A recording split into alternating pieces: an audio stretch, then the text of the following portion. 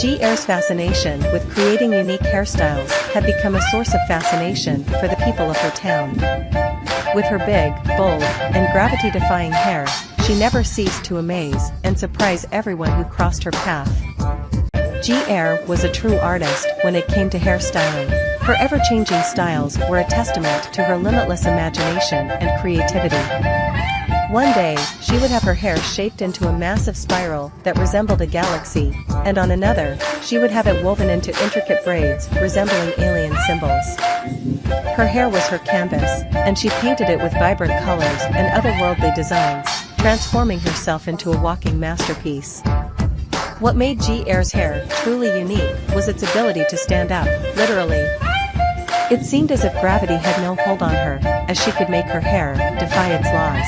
She could make her hair stand tall and proud like antennas, giving her the appearance of an extraterrestrial being. G.R. had the innate ability to manipulate her hair into fascinating forms that left people in awe and wonder. G.R.'s mission was simple yet profound, to surprise people and make them believe in the extraordinary.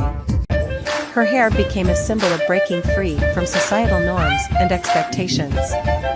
She inspired those around her to embrace their individuality and unleash their creativity.